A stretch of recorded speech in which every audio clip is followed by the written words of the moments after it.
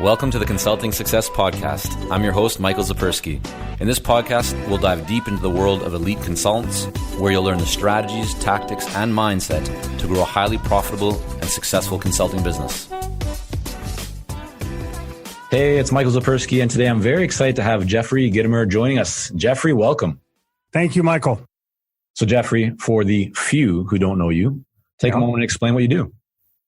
I help large companies with their sales training budgets until there's none left. I'm not surprised that the opening would begin that way. As you and I were talking about just a moment before, Jeffrey, I've seen you speak on numerous occasions. Always a good time, always have a chuckle and lots to take away from it. So cool. I'm excited to have you on here and to share a little of your journey with our audience. Let's maybe begin where a lot of people describe you today, which is that you've created this sales training empire. But I'd like to go back in time a little bit and just have you speak to for a moment. Like, how do you get into sales in the first place?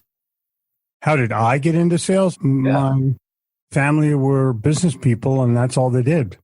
So I just sort of naturally progressed towards that. I knew I was going to be a business person like my dad, but I didn't realize that if you're going to be successful in business, you had to be a salesperson. And what was your first official sales job? I sold Encyclopedia Britannicas door to door in high school in the 60s, and I failed miserably. Then I sold baby pictures to mothers, where I succeeded. And then I worked for my dad for a while, who manufactured kitchen cabinets and countertops. And then I went into business for myself. I manufactured leisure furniture, beanbag chairs. That was in the late 60s. Wow. And I went to New York City and made sales. At what point did you realize that you wanted to become a consultant and actually have a sales training company? I did consulting for a decade, from the mid-70s to the mid-80s. And I found out that consulting is a very easy way to begin to make money, but a very difficult way to continue to make money. Tell me more about that. What do you mean? Well, you get with a client and you bill them either by the hour or by the project. But the client thinks the job is never done. If your advice is good, they want more advice from you. And where I drew the line was I was willing to give business advice and sales advice, but not personal advice. And I really feel I was qualified to do that. So finally, I decided to stop doing consulting, and I started to write in the early 90s. And that changed everything, because writing takes you from just an expert to an authority. When you write something and it appears in print, people are much more likely to read it, take it seriously, and maybe put it into practice.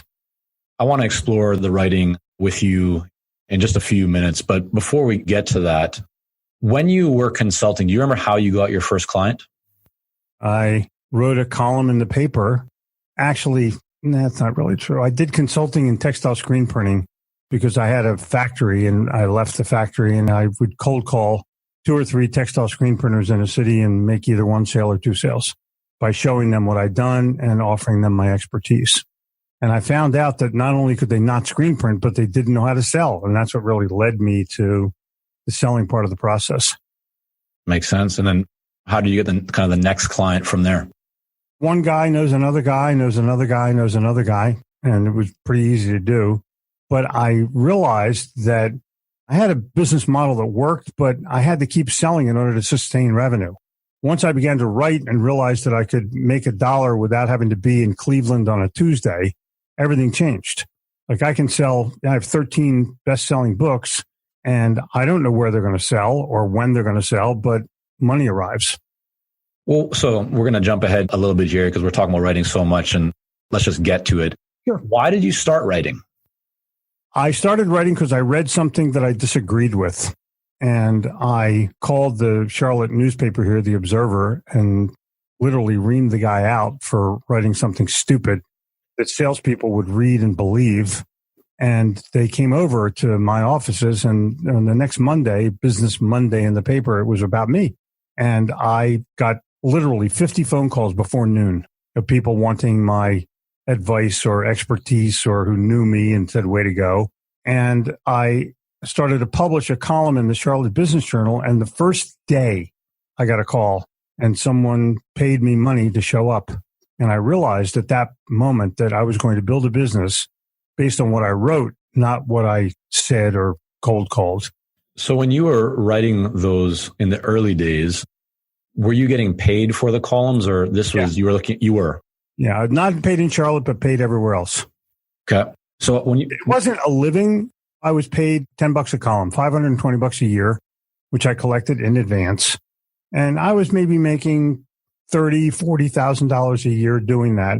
But it was leads that people would respond. Right. So I was getting paid to get sales leads.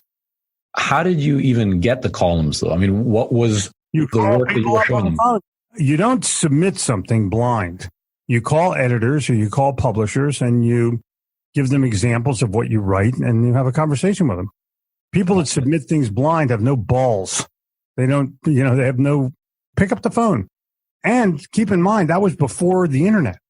Now you can have a blog or you can have a LinkedIn group or you can have a YouTube channel and you can be more popular than I am if your content's great. Jeffrey, I mean, fear of rejection, fear of hearing that the 2-letter word no holds many people back from taking more action to grow their business. And I think the example that you're sharing right now is a very good one of you having the, as you said, the balls, right? You having I said it. That's right, Michael. The chutzpah to exactly go and do that. But a lot of people hold back. Did you always have that, or was this something that you developed? No, I grew up in a household of business people that had to be forward thinking and forward moving. I just assumed everybody did it. I didn't realize there were some people that did and some people that didn't. But I would tell you this. If you're confident in your content and you know how to write, you have to know how to write. I write like I talk predominantly, and I don't use adverbs unless I absolutely have to. Buy the little green book of Getting Your Way and you'll uncover all of my writing secrets. And you have to be printable. If the editor reads it and likes it, they'll put it in the paper or the magazine or the blog or anything else that, an online newsletter. They'll post it somewhere. But you can post it yourself. You can join any LinkedIn group and post your column of the week. But you got to write. I wake up in the morning and I write. Most people wake up in the morning and watch television. There you go, right? Exactly. A lot of people know deep down inside that they should write or they should create more content, but they don't because they're not good writers. Is it they're not good writers, or is it that something else inside in terms of their mindset or fear is holding them back? I think that's bullshit. I think if you have ideas and you have strategies and you have content that can hold water, then you write it. And if you don't, if you're not confident in your own ideas, go get a job. A lot of people write their first book or their second book, and that's it. You don't really see much more come from them after that. But you've written, I think you said 13 books. Mm-hmm. It seems like your books are everywhere. Mm-hmm. Why do you keep doing it? Because I have something to say.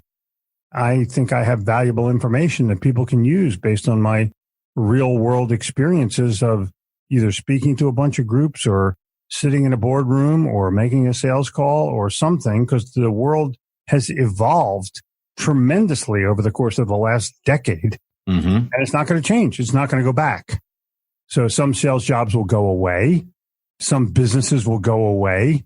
If you know anything about what's happening in the lower 48, you realize that Amazon is going to close 2,000 department stores this year.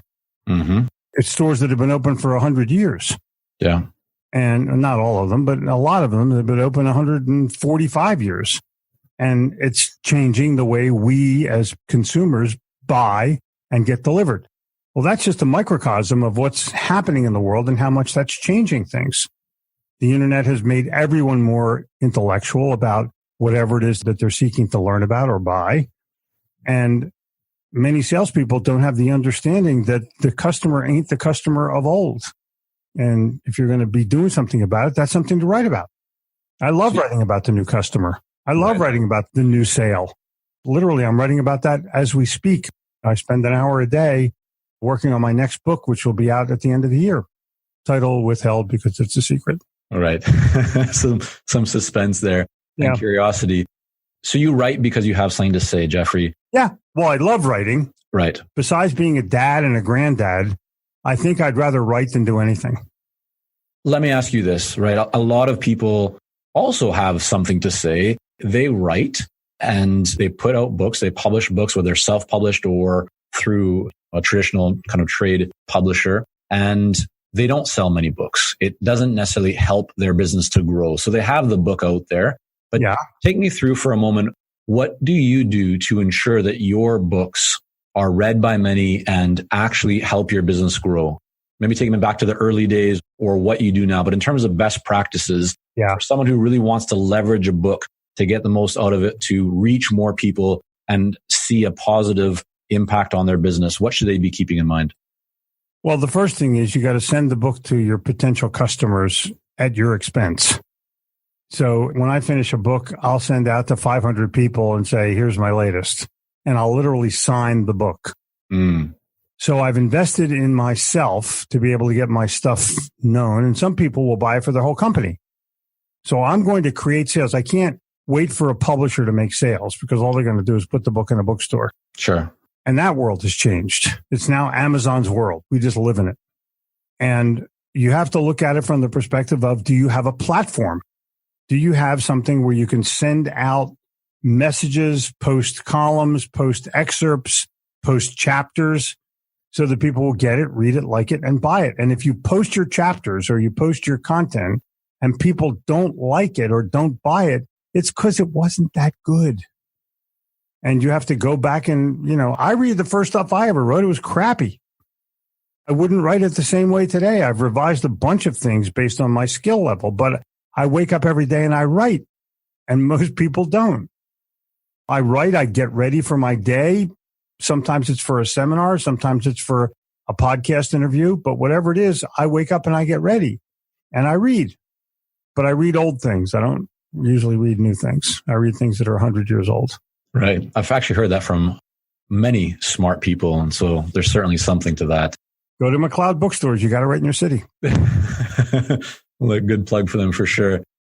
Jeffrey, every time I've seen you, you always come across as being very upbeat. And that may be just what I'm seeing from the outside. But I know that many of us run into obstacles and challenges as we're building our business, right? Sometimes it can feel like it happens every day. Other times we're riding high for a while. Then something happens in life and in business that smacks us down. But we all have to keep going. What is one experience that you remember as being a very hard at that time for you in terms of your business? While we work with a lot of seasoned and experienced consultants here at Consulting Success, I'm often contacted by new early stage consultants. Invariably, the question I'm asked is, what are the steps I should take to become a successful consultant and grow my consulting business to my first 6 figures per year? Well, I'm excited to announce that we've opened the doors for our Momentum program.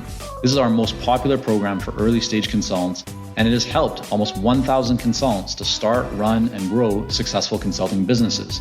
It gives you the step-by-step plan to help you with your messaging, your fees, and pricing strategies, how to win more proposals, how to go to market more effectively, developing a marketing system to generate leads consistently, and so much more.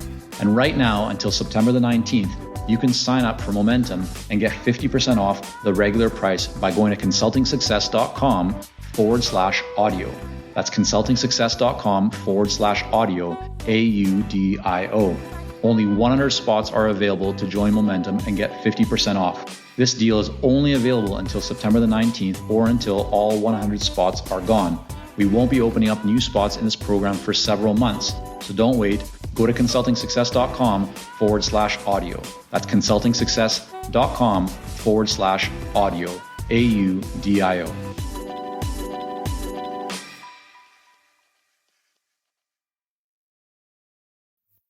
Well, I don't look at it in terms of my business. I look at it in terms of myself. There's 2 hard days that every growing up adult will experience. And that is the death of your mother and the death of your father. Those are inevitabilities. There's other tragedies that can occur along the way, illness or other deaths, but those are the 2 life-changing days because life is never the same after that happens. And that teaches you not only to honor what they have done to help you get to where you are, but it also teaches you resilience in how you get over it. So if something happens in your business and you lose a big customer or you lose an order, you have to go back and look at how you fought for something that meant something to you at some point in your life. I don't fight for politics, but I fight for myself and I fight for my family. And of course, I fight for my business. So I'm ready for whatever happens. I'm ready for whatever the economy throws at me. I'm ready for any inevitability that things don't exactly go my way because I've already experienced the worst days, which are the death days. So I look at that and I move forward. Just by the way, just to help somebody out who maybe has a past mother or father, I write down everything that I learned from them and all the stories that I can remember right away. And that helps me not only just grieve, but it also helps me remind myself of the lessons on a permanent basis. And that right there is a terrific lesson. Really appreciate you sharing that, Jeffrey. When you said that you prepare yourself for anything that the world might throw at you, is that physical preparation or is that really you're talking about and referring to your mindset is prepared for anything? It's a mindset for me. At my age, I have come to the realization that running doesn't help you live longer. It just seems longer. I exercise a little bit. I walk a lot, but I'm predominantly a writer. Got it. And I have the overweight status to prove it, but it's not that bad overweight. I'm hell-bent this year on getting prettier. Well, there's a saying in Japanese that when you get married, the husband is often referred to as shiawase butori, which translates into kind of being happy and fat. It's just really a symbol of, if you're a little overweight, it's a symbol of happiness. I've always liked that one. Yeah, well, it's easy to say when you're fat, but I think that I'd rather be svelte. There we go. It's another Japanese word. If you were starting a new consulting business, Jeffrey, today in a new location where you didn't have a big network or connections, what steps would you take to build a pipeline of business? Well, I would join everything and I would subscribe to things that could get me clients. And then I would try to show up where people who could use me would show up. And I would ask them questions about what's bugging their business. And I don't want to say, what's your biggest problem? I try to keep vernacular on a friendly level. Then I would go to civic groups or organizations and speak for free so that people could hear what it is that I had to say. And if they like me, they'll approach me. It's not a commercial. Rather, it's a message. When I started to speak in Charlotte, I gave about 30 or 40 speeches on what we can learn from our children. And I talked about blind faith, and I talked about unconditional love, and I talked about persistence and the 7 or 8 qualities that kids have that most adults have lost. And sure enough, every time I gave a speech, somebody would ask me to give the speech at their company. Every single time. So nothing to do with sales, nothing to do with your core business. No, I don't want to give away that part. That's the part I make money from. But if they like me as a person, they definitely want to listen to my next piece of advice, which would be about sales and selling. Love it. You speak a lot. You write a lot. You have multiple products, services. You mentioned writing as being one part of your daily routine, but what else do you do to stay productive, focused, and at the top of your game? I eat bacon in the morning. Turkey bacon or? Bacon and coffee. Stuff. But to stay at the top of my game, I talk to my customers. I have dialogue on a daily basis. I've been in the studio today 4 hours already. I'm sure the guys here are sick of me. But I think that there's an ability for everybody to decide what it is that they're trying to learn from the day, what it is that they're trying to achieve from the day, and then set out to do it. It's easier for me now because I've got the books, and somebody's going to sit there and go, well, Michael, I don't have 13 books. Well, neither did I. I started out with 1 column in the paper, but I worked at it every day for 25 years. Most people don't work, or most people put something off, or most people don't have the consistency to be able to make it happen. And Jeffrey, some people then say, well, yeah, but I don't have the column in the paper, right? So bullshit. Neither did I. Yeah. I don't buy what people are lamenting. I would rather talk to somebody that tells me what they're trying to do and maybe tweak that versus someone that just, well, what do? I don't know anything. Like, get a life. That's the first thing you have to do, and get some ambition and call people, talk to people, meet people, go to networking events, join the chamber, go to a business meeting, go to a seminar. All the people in the seminar want to learn. There's so many things that people could do. They just overlook the obvious. Jeffrey, are you suggesting that people actually pick up the phone and make a cold call? Well, That's one way. Is that acceptable any One way longer? of looking at it. The other way is connect with them on LinkedIn Yeah, by creating something of value to give to them and ask them if they would mind a phone call. definitely. I'm playing the devil's advocate, but that's a great answer. I get it. Listen, I have made thousands of cold calls in my life, literally thousands. Is it the best way to sell or make a sale? No, it is not. Probably the worst way to make a sale, but it's a great place to learn how to sell. And if you repeat it enough, eventually you get good and your acumen kicks in and your ability to dialogue with someone kicks in and your ability to establish rapport with someone kicks in, and then you start to win. But if you're willing to take if you're going to just take 10 rejections and say this doesn't work, that's bullshit. It works. You're just not working it. As your business has grown, because especially your business is very connected to you as the brand, Mm-hmm. what have you found most important that has allowed you to create more leverage in your business and to be able to scale it to higher levels of growth and income? Well, at the moment, my scalability is interdependent with my social status. I tweet daily, I post daily, and I write daily. We do a couple of Facebook Lives every week, maybe 3 or 4.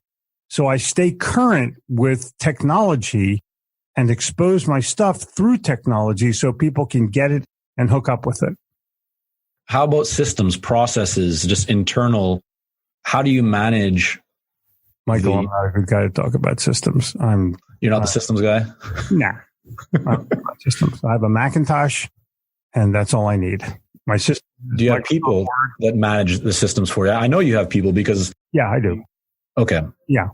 But even when I didn't, I still had no system. Mm-hmm. I mean, I had more organization, obviously, than I have right now. But in my business, I focus on what I am best at and leave the things that I'm not best at to someone who is best at it. Yeah, that's a great lesson right there. Yeah. Jeffrey, what's the biggest mistake that you see consultants and others in professional services making when it comes to sales and selling? They get in front of a potential client and they start to sell themselves instead of asking the customer, what's their deal?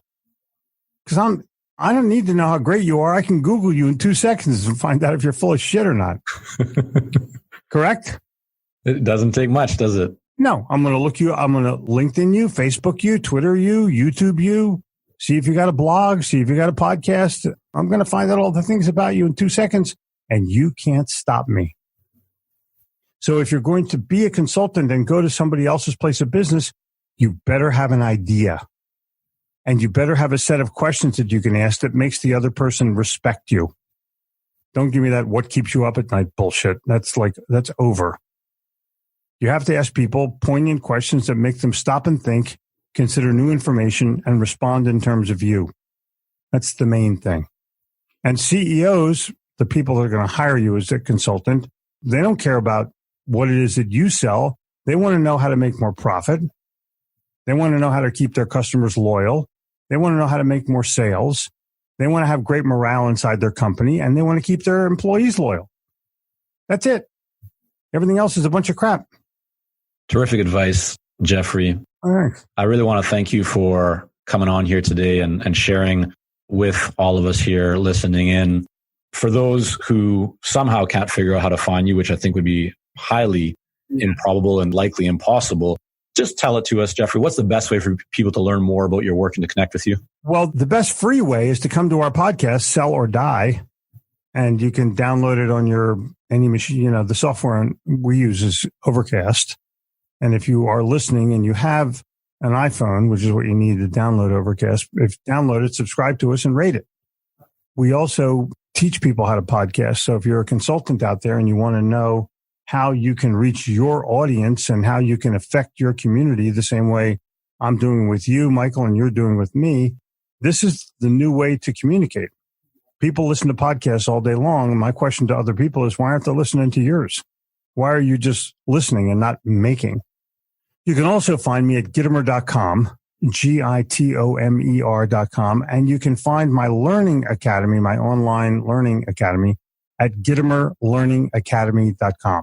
And those are the 3 best ways to find us. There you have it. We'll have all that linked up in the show notes along with the full transcript. So Everyone just head over to consultingsuccess.com, type in Jeffrey Gitomer or just Gitomer, and you'll find this episode. Jeffrey, again, thank you so much for coming on. Really do appreciate it. It's a pleasure, Michael. Thank you for having an unpronounceable last name. Well, give it a shot. Take your best. Zapersky. That was perfect. What are you talking about? Well, that wasn't that hard. We know how to pronounce everybody's wrong last name. Well, there you go. Jeffrey, thanks again. It's a pleasure. I'll see you in Vancouver.